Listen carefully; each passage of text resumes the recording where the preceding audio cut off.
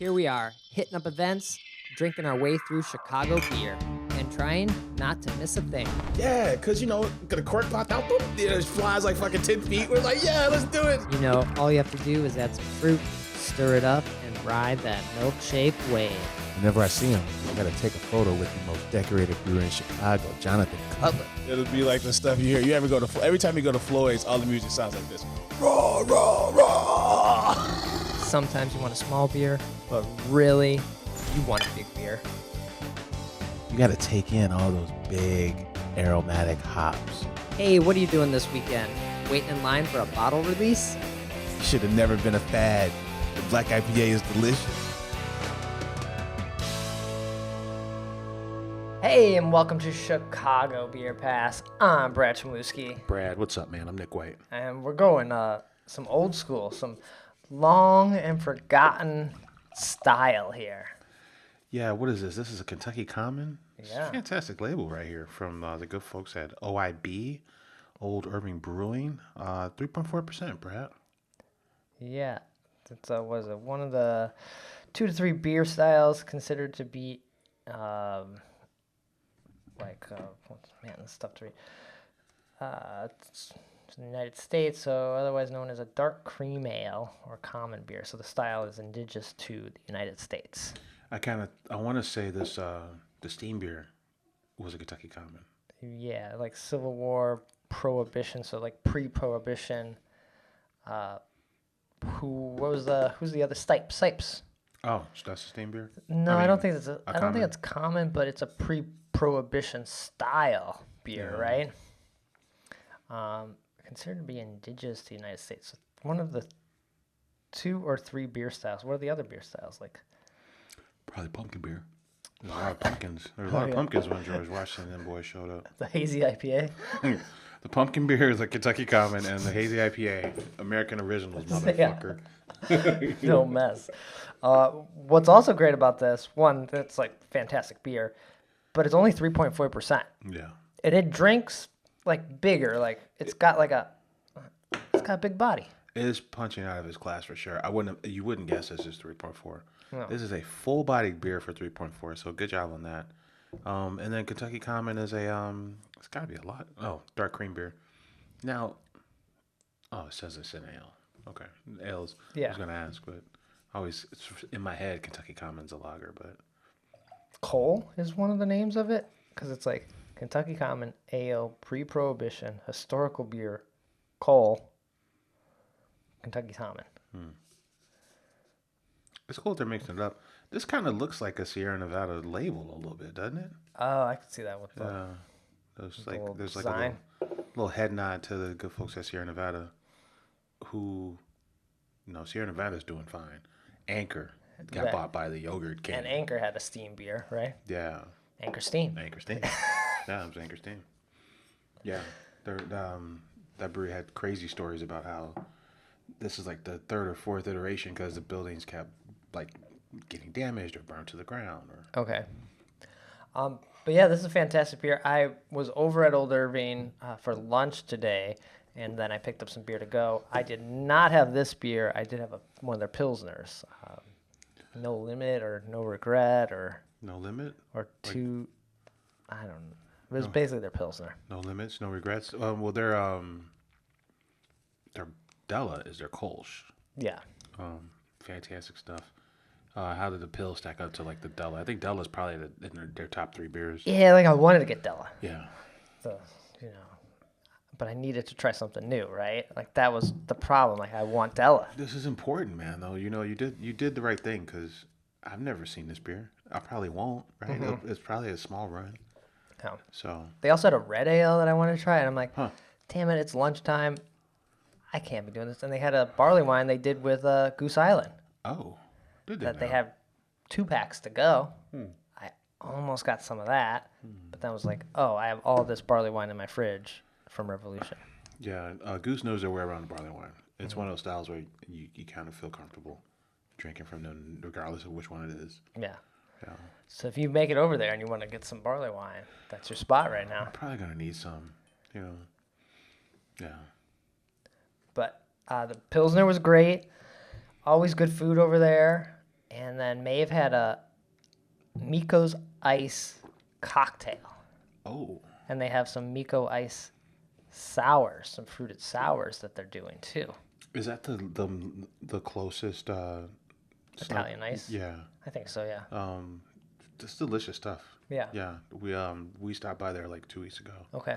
And I was like, man, I'd never been actually. Oh, really? And I'm like, I know that's one of the places that Goose had the giant lemons. Okay. And I'm like, how have I never been here? This is delicious. Yeah. It's So very good. it's very sweet, but they're Yeah. good. Yeah. Especially on a super hot day. Yeah. Like having that. But so they're doing all these like fun collaborations with people. I think the Red Ale might be a collaboration with a band. That's smart, man. You know, very northwest side specific, you know. That's cool. I like that.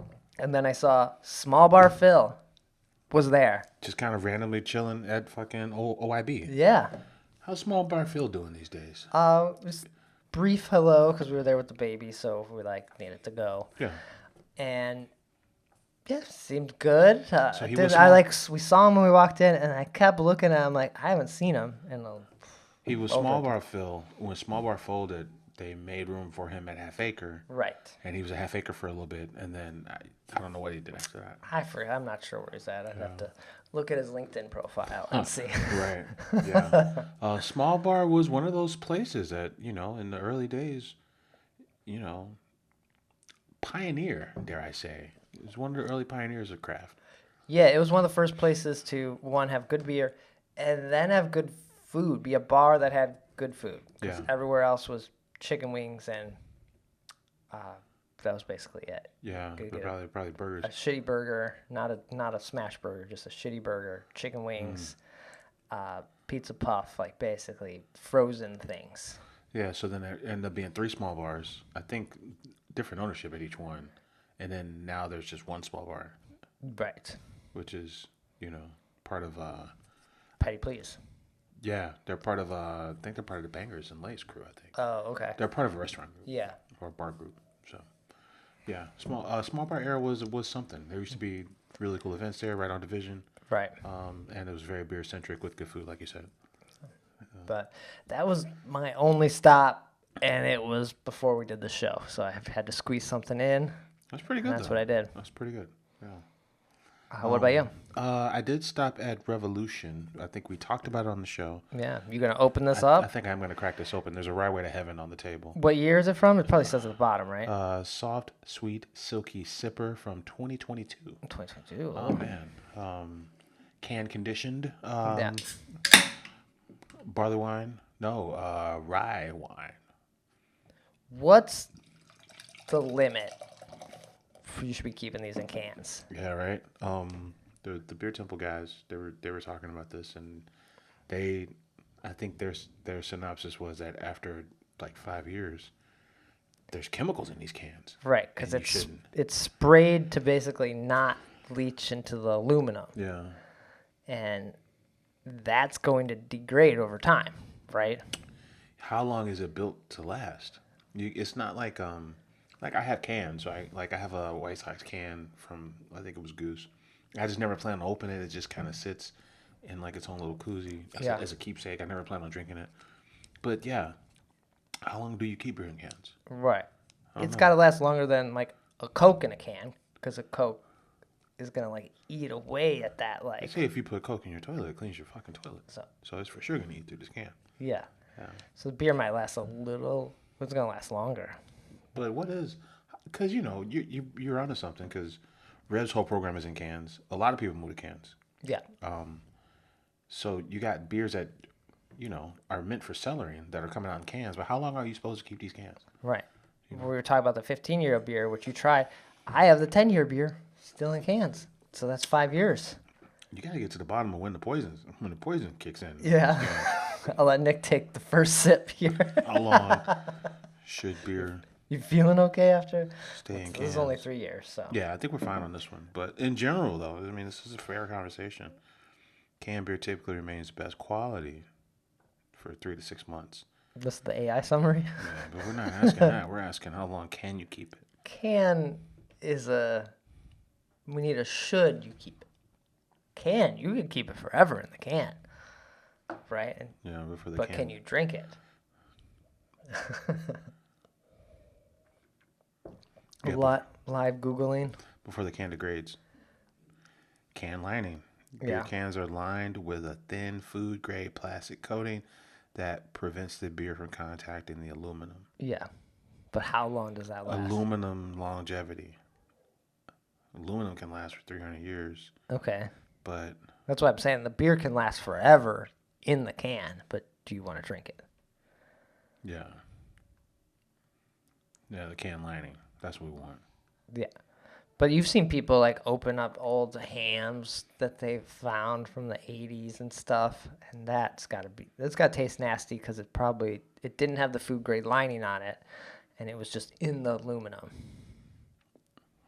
Yeah, I need the paid version of chat. They're not telling me anything. They're telling me it's 6 months. Oh, okay. Which we kind of get that. Like that's when it's at its best. Yeah. But how long before it's not safe to drink? Yes. Maybe that's the question. We'll do that after the show. I don't want to Okay. know. We'll have to open up that 10-year beer at some point and see how it's tasting. But yeah, man.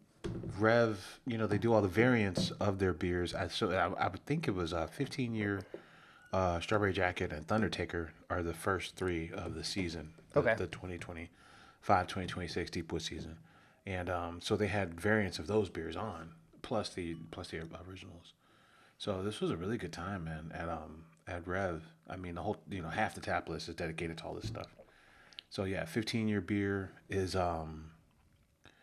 what is it? It's a double bourbon barrel aged barley wine and rye wine with cherries. Okay. So it's VSOJ with cherry blended with rye wine. That's what it sounds like. Interesting. Okay. Yeah. These beers are so nuanced and so fun. And you tried this one? So easy to drink. Yeah, that might have been my favorite one. Either that one and the chocolate covered Strawberry Jacket. Ooh. Yeah, but I give the nod to the 15-year beer. Chocolate covered Strawberry Jacket in cans? It was on draft. It was the variant. The Strawberry Jackets in cans. The one-off for the party was on draft. Oh, okay. But yeah, 11.7%, and it as advertised. It's really good. But it's good in a dessert sense. So if Okay. you're just talking beer flavor with no like real emphasis on dessert, then you get a nod to 15-year. Yeah, okay. Yeah. Thundertaker was there. I had Thundertaker Express, which is Thundertaker with coffee, which was pretty fantastic. So it's a rye stout with coffee. Ooh. And I'm just like, man, these guys are just fucking killing it, man. They're just, I don't know, man. They're the best in town, and they're fucking rolling, man. With this barrel aged stuff, they're Yeah. rolling. Nice. Oh, but I did want to say, there was a cherry amburana Okay. version of a barley wine.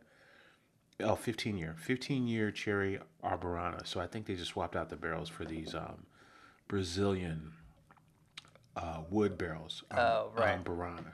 Okay. So I think it imparts more like I think it's more spice forward. People use it. It kind of imparts like notes of like rum Oh, cool. into the beer. Yeah. That's fun. Okay. So that was on draft as well. But yeah, there was a list of like 10. I wonder if they're still there because I kind of, now that we're talking about it, I kind of want to go back and try some more. I know that the Strawberry Jacket sounds pretty good. Yeah. So, I mean, that was my only stop this week. I did try their beer with Moores. They did a collab with Moores for the that party in Pittsburgh that they go to, the big party. Barrel and Flow. It's a collab event. So they did a Polish lager. Okay. Peculiar choice. I like It's not a thing, but okay. I'm like, I want to know more about this. Like, what's Polish about it? And then why are you doing a Polish lager for this event? Right, because there's like 2 Polish beers. Yeah. They're not very good. Yeah. So this is a peculiar choice. I mean, this beer was solid. I mean, either, you know how you can't really tell, like, is this beer delicious or is this a lovely break from the 15% beers I've been pounding since I got here? It's a nice break from all the other stuff I was drinking. Okay. So that was fun. But yeah, I am very curious about, because I go to the Moore's IG, I go to Rev's IG, and this is their collab. It's called More Evolution. But they don't get into why they made this beer or what this beer is. Okay. Yeah. It's a Polish Pilsner. So That's it. there you go. I'm like, oh, that's all I need to know. You should tell me. We probably need to find out more. Okay. This rye weight is really good, and coming off of the Kentucky Common, it went really well. It just felt like an amped up version of the Common. Seriously, like concentrated. Like the body is not that it's the same, but it just felt like they went together. They paired really well together. Yeah, it's not like you're missing a step.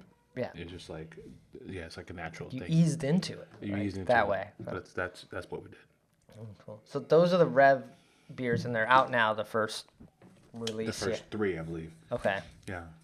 We don't know anybody at Rev now, so we don't know for sure what they all taste like out of the can. We still know Marty. Oh yeah, we do know Marty.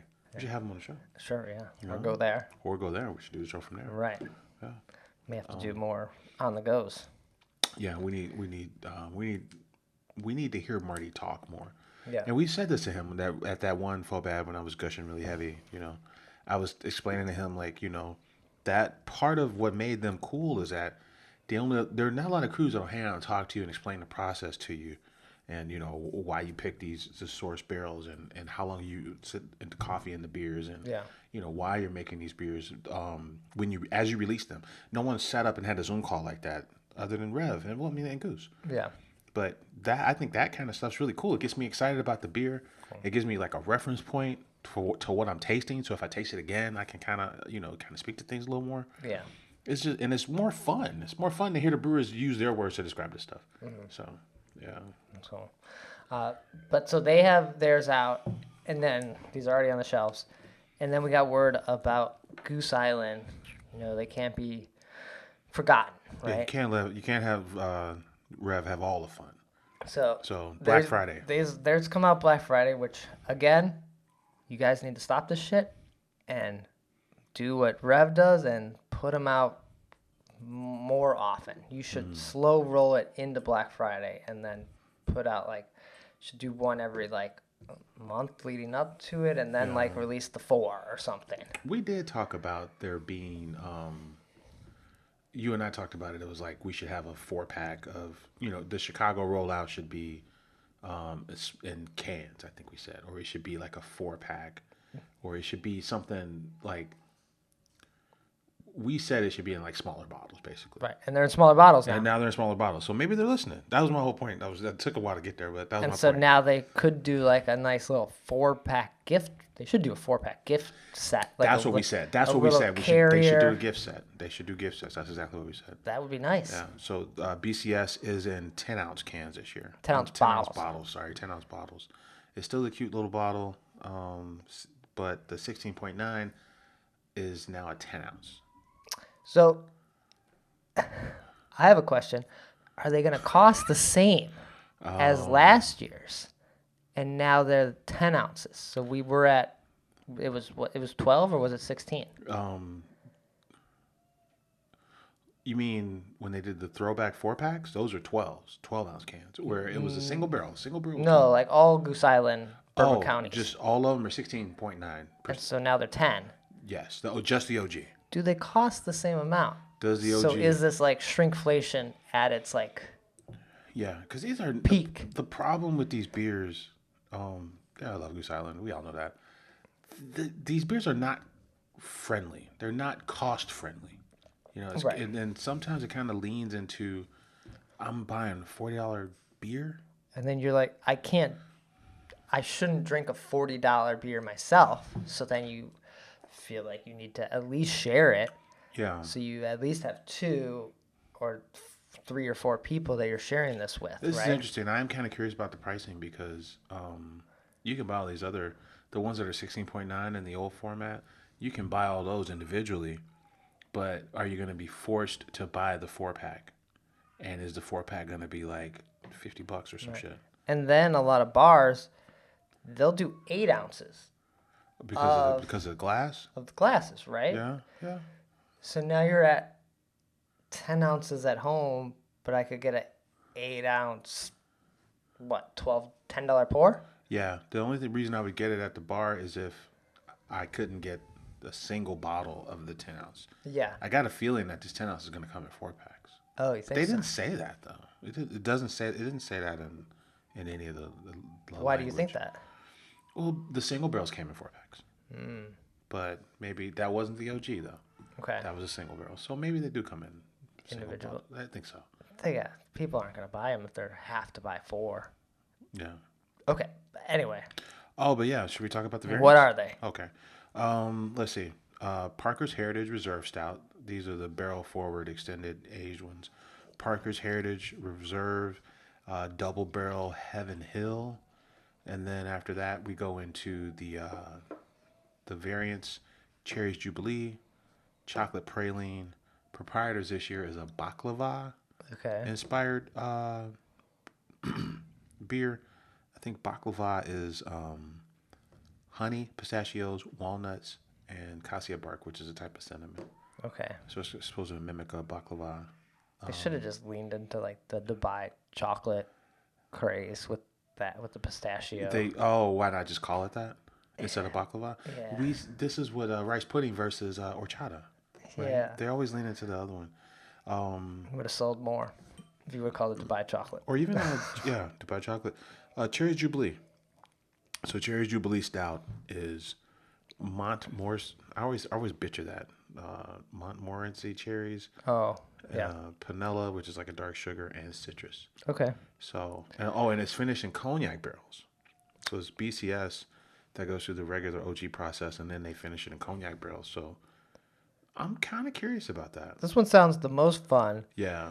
Before the show, you asked me, do you ever just order Cherries Jubilee? It seems like something, when I dug into it, it seemed like something from like the 1960s. Yeah, it's like an old. You're gonna have like deviled eggs and Cherries Jubilee. Exactly. No, seriously, this sounds like something like Julia Childs is making, Yeah. and the TV's black and white. It's like literally from like 80 years ago.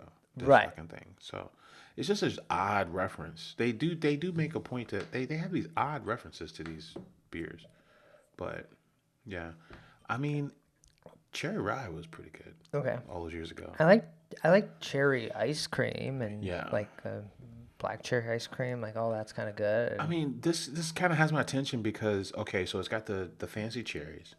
Right, those are the like $20 little jar cherries. Oh yeah, and then Because there's the maraschino like cheap ones. yeah. But the nice ones are like those are the Yeah, they're those better. ones you splurge a little bit, have them on your bar. Those are the ones you want in your old fashions. Exactly, and you can drop a little bit of the juice in there and then really get the party going. Yeah. The vanilla, the dark sugar, but it sounds like the citrus is going to cut through some of that. That's going to be nice because this is a dark, heavy beer, and then it's finished in cognac barrels. That's going to add another another layer of booze and another layer of flavor. It sounds like on paper this might be the most interesting one. Right. I think it's good that they went the cognac barrels because I think otherwise it might have maybe felt more like an old fashioned. You get if it- lost. If it was like the bourbon barrels, right? It would be a Cherries Jubilee, but the cognac barrels add something else that makes it Yeah. a little sweeter and more desserty. Yeah, and I think this is like, if I remember, Cherry Jubilee is kind of like this, basically like a flambéed, like table side. We got these cherries, we got this booze, we got this sugar. We light it on fire, and it's this whole thing. It's a presentation. Sure. Yeah, I'm curious about that one. Okay. Yeah, so I mean, it's a tight Wait, lineup. is there only there's 5? Let's see. There are 1, 2, 3, 4, 5. There's 6. 1, 2, 3, 4, 5, 6. So 2 regular. We forgot about regular. OG, and then we haven't talked about chocolate praline at all. What are we doing? It's already got notes of fudge and chocolate. Right. You got some old people candy things here, right? Cherry Jubilee, pralines, and baklava. And some people, yeah, Like, yeah. are the people eating desserts at Goose Island 80 years old? My grandpa's favorite ice cream, and this is like a common old people ice cream. is Butter pecan. Butter pecan and pistachio. Seriously. Those are those 2 they love the most, right? Yeah. It's curious. Or just vanilla. Just plain vanilla.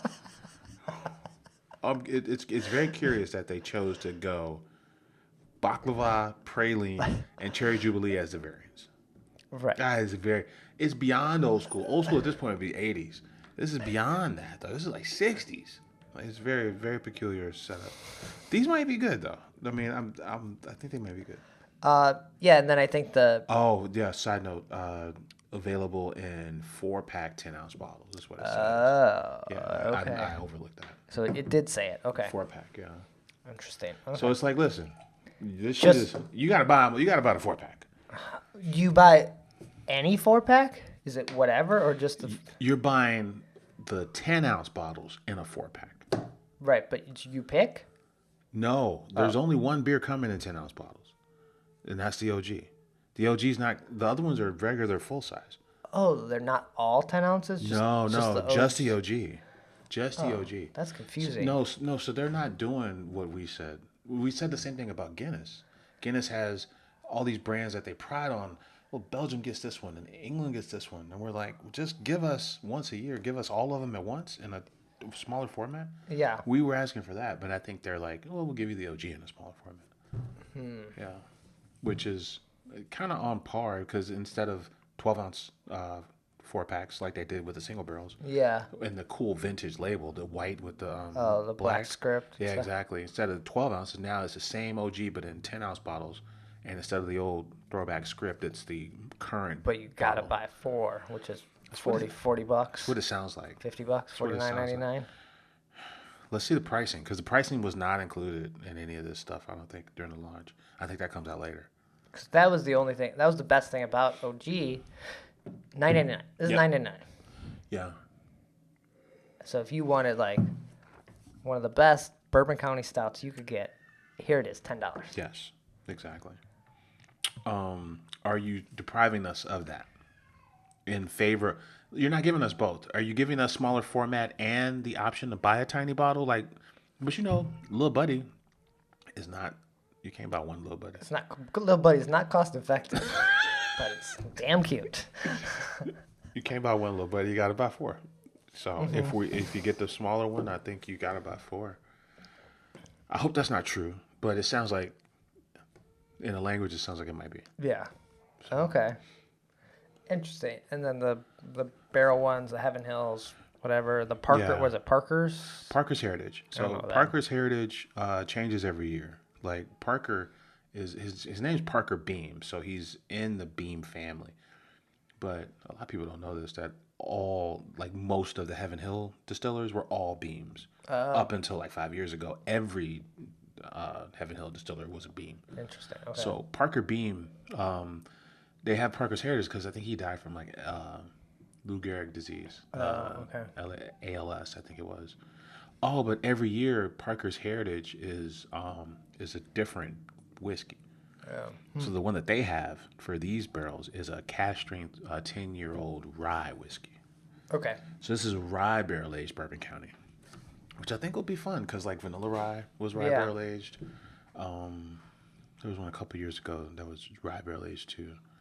I'm drawing a blank on that one. Yeah, I think I want to try these. I don't know if I was going out and buying them, I would buy Heaven Hill and Strawberry or Cherry Jubilee. Yeah. That would be like my gut Yeah. to buy. Yeah, the Heaven Hill one is. It looks like the Heaven Hill one is the one that's aged for 2 years. Okay. Yeah, so, and that's a full double barrel. So that's their tradition. Like, hey, we put it in this one barrel for a year. We put it in a whole another barrel, another fresh barrel for another year. Okay. So I think you see that theme throughout some of these double barrels. Interesting. Yeah. Can't believe we're already talking about Black Friday and we're just now in August. Yeah, we're just now in August for sure. So, yeah, but Black Friday is upon us. So, but yeah, that's a pretty solid lineup. I think this lineup, they stay away from the absurd, right? Like nothing's like polarizing. Like when you saw Kentucky Fog or when you saw what's the Jungle Bird.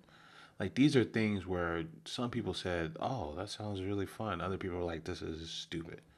Yeah. We're staying away from that with this lineup. This is they're kind going of like classic desserts, right? yeah.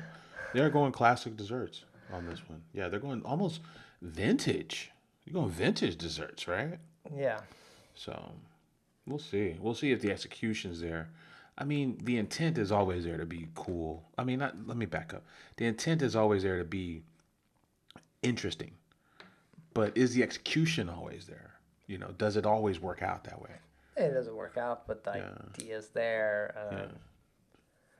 There's, I would say, because it's Goose, there's maybe too much planning where someone like Rev is like, we got this one. Oh, I guess it didn't work out. We have another one next month. So you already forgot. Yeah. But Goose is like, this now is sitting on the shelf for a year. And no one wants Kentucky Frogs still. Yeah. And while we're comparing them, I think what Rev does with these releases and gives you a variant of the release on draft only. It adds to like the fun of it. Yeah, pretty slick move, and it gets everyone excited. Mm-hmm. Yeah, it gets everyone excited. You see everything on the shelf. You want to do something fun and get it splurge. Give me the cherry jubilees, but we use strawberries instead of cherries. Yeah. Like, that's not even a thing. Maybe it's a thing, not a thing for a reason. Or you probably use like blueberries instead of cherries, and have a similar effect. But I mean, when we, and we talked about this last week a little bit, or last show. We forget when you compare Goose and Rev are in the same city, but when you compare Goose to Rev, Goose is a national brand and Rev is not. Right. So that's another reason why you got these are broader strokes. These baklavas and cherry jubilee. Yeah. This is they're trying to cast a wider net with these things. That sounds like. So we'll see. All right. Fun. Anything else? I saw Hop Butcher is turning 10. Oh, wow. I think they're doing a party at the, their tap room / old half acre space. Yeah. But that's crazy that they're already 10. And that was the only thing that popped up. That I Oak Park Microbrew. Oak Park Microbrew reviews coming up. Tickets are on sale. When's that? That is August 16th. Oh, that's coming up real soon. That's in 2 weeks, man. Yeah. So that's in beautiful downtown Oak Park, 12 to 6. Okay. Yeah, I think it's one of those things where if you're curious about a lot of suburban breweries and you don't want to go to them all, they'll all be at this thing. Yeah. And if you want to start your Oktober Fest ales, your Marzens, you can start at Oak Park Microbrew. That's usually the first time you see them. Fuck, I don't want to think about this summer. I am so summer. I just started riding my bike. I feel like we have had a bad Chicago summer. Yeah. Right? It's been been super hot. It's been super hot and gross, and when it's not super hot and gross, it's raining. Yeah. That's basically what we've had. So summer doesn't feel like it ever happened.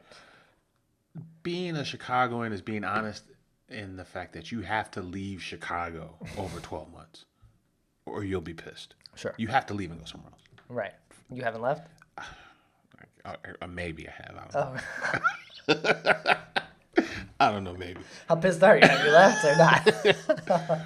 But yeah, because the weather here, man, will break your fucking heart. Just like the teams. The teams suck, and sometimes the weather sucks. Just right along with it. The Cubs are fine. Oh yeah, Cubbies. Yeah, but until September, they were fine last year. Until they blow it off. They were fine last year until September. Doesn't matter. They're fun to watch. Everyone's fun to watch. Right? Regular season is super fun. Super fun team. Good for them. Chicago dogs are always great. Fireworks. Fridays are like $2 drafts. Yeah. I need to make my maiden voyage to the Chicago Dogs game. It's $3 to park. Nice. These are all the things I like. Cheap beer, cheap parking, and easy to get to. Beer selection. They have Anti-Hero and Sierra Nevada. Are like their best options. Oh, like the Pale? Yeah. Oh, there you go. I'll have 5 Sierra Nevadas, please. And just fucking hang out in the bleachers. There you go. Yeah. We did bleachers last time. See? Bleachers were pretty good. See? You don't get like a cup holder, which that kind of sucks. But Oh, yes, You're rooting for the dogs, man. That's all that matters. I'm not rooting for anyone. I'm just there. This guy's rooting for the Indiana Steel Mill team. The rail cats. The rail. The rail cats. I was close. Anything else, or are we gonna get out of here? I think that's it. Buy tickets to Oak Park Microbrew Review. It's a good hang. Yeah, sounds good. Take care. Cheers.